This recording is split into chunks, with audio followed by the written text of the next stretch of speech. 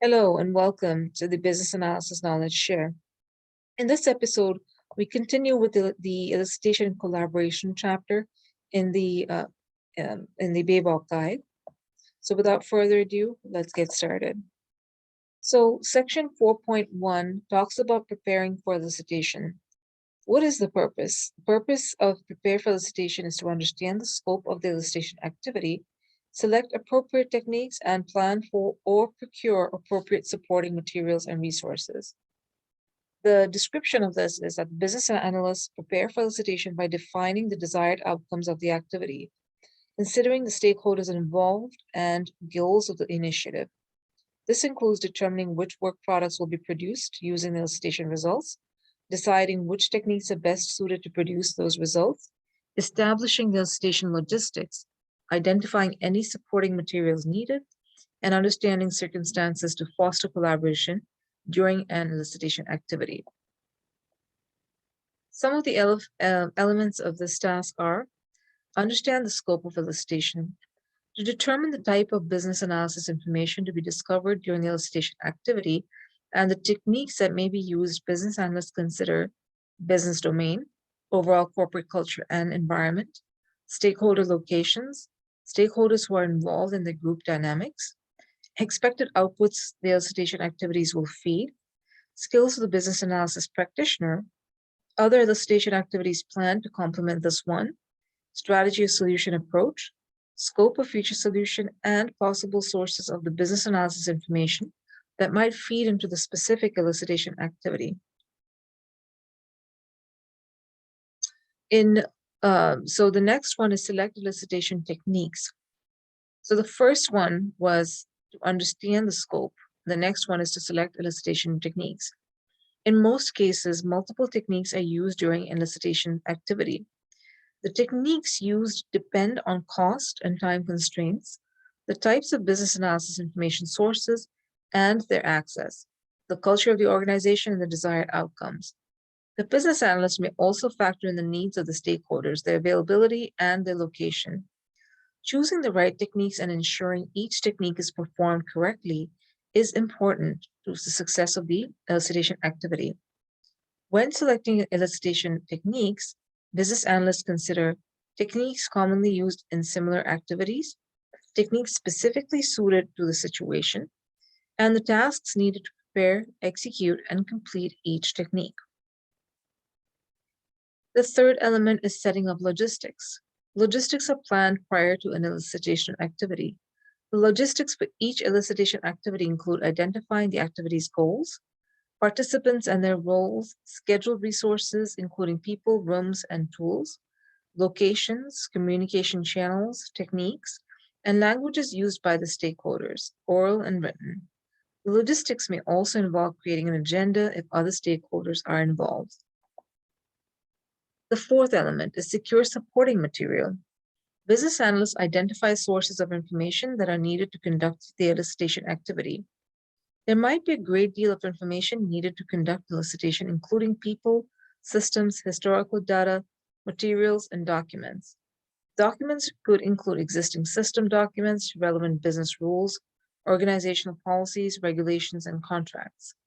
Supporting materials might also take the form of outputs of analysis work, such as draft versions of analysis models. Business analysts procure or develop the materials and tools needed. Additional planning for experimental elicitation might be required if novel tools, equipment, or techniques are going to be used. The next one is preparing stakeholders. Business analysts may need to educate stakeholders on how an elicitation technique works or what information is needed. It may be helpful to explain an elicitation technique to stakeholders not involved in the activity to help them understand the validity and the relevance of the information elicited. Stakeholders may be unresponsive or challenging during an elicitation activity if they feel that it is not aligned to their individual objectives, don't understand the purpose, or are confused about the process. In preparing for elicitation, the business analyst should ensure that there is buy-in from all necessary stakeholders. BAs may also prepare stakeholders by requesting that they review supporting materials prior to the elicitation activity in order to make it as effective as possible. An agenda might be provided in advance to support stakeholders in coming prepared to the activity with the necessary frame of mind and information. Now, moving on from elements, you're getting into the guidelines and tools section. The guidelines and tools used here are the business analysis approach, which sets the general strategy to be used to guide the business analysis work. So remember, there's a business analysis approach that was created in the previous chapter, which is essentially planning and monitoring. And so this sort of outcome is useful in planning the elicitation sessions. Now, business objectives describe the desired direction needed to achieve the future state. They can be used to plan and prepare elicitation events and to develop supporting materials. Existing business analysis information may provide a better understanding of goals of the elicitation activity and aid in preparing for elicitation. Potential value describes the value to be realized by implementing the proposed future state and can be used to shape elicitation events.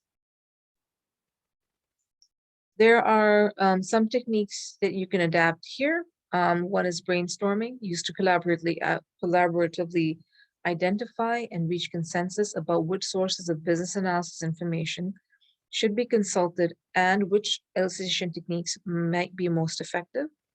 Data mining, used to identify information or patterns that require further investigation. Document analysis, used to identify and assess candidate sources of supporting materials. Estimation, used to estimate the time and effort required for the elicitation and associated cost. Interviews, used to identify concerns about the planned elicitation and can be used to seek authority to proceed with specific options. Mind mapping, used to collaboratively identify and reach consensus about which sources of business analysis information should be consulted and which elicitation techniques might be most effective. Risk analysis and management, used to identify, assess, and manage conditions or situations that could disrupt the elicitation or affect the quality and validity of the elicitation results. Stakeholder list map or personas, used to determine who would be consulted while preparing for the elicitation. Now, stakeholders over here are domain subject matter expert that provides supporting materials, as well as guidance about which are the sources of business analysis information to consult. Project manager ensures that the appropriate people and sources are available to conduct the elicitation. And sponsor has the authority to approve or deny a planned elicitation event and to authorize and require the participation of specific stakeholders. So in the previous case studies, we've had Amanda kind of working through a project where she's looking to move an offline pizza place to an online pizza place due to COVID. So that being said, what would she do in this sort of task, right?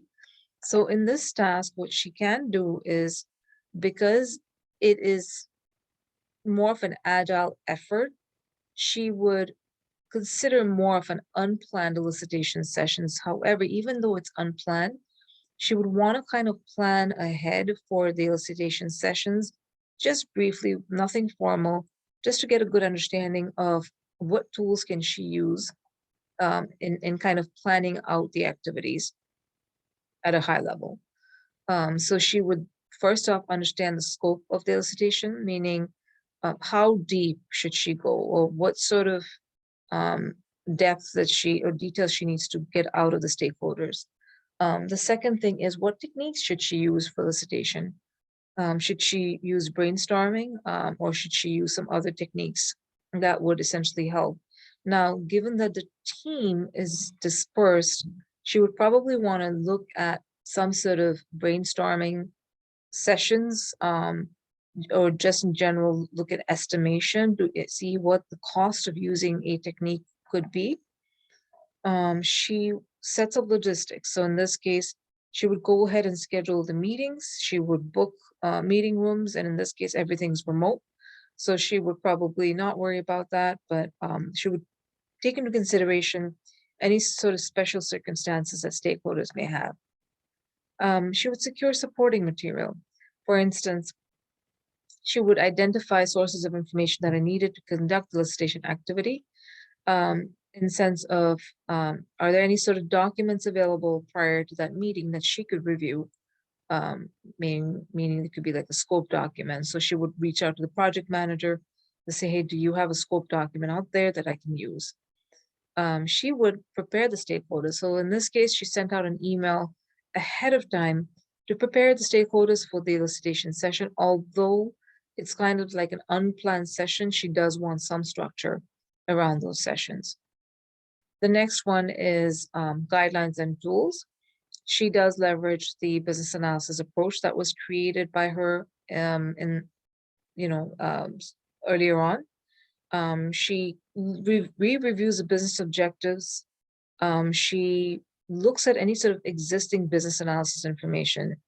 So in this case, she doesn't have an existing business analysis information. So she basically creates her own sort of information. Potential value describes the value to be realized by implementing the proposed future state. And in this case, she works with the project manager to understand the potential value. So she kind of uses the business case document to understand what that value looks like for her to create more structure. We went through the techniques that she kind of uses in her work, and she works with the domain subject matter expert, the project manager, and the sponsor. So that being said, this concludes section 4.1 of this chapter. And please do consider subscribing to this channel if you do find value. Also do consider visiting our website at beknowledgeshare.com. We also have a Facebook page, which is Business Analytics and Analysis. Feel free to join there. In the future, there will be Facebook Live events there as well to help your business analysis career or those that are looking to enter this field. Thank you so much for listening. And until next time, thank you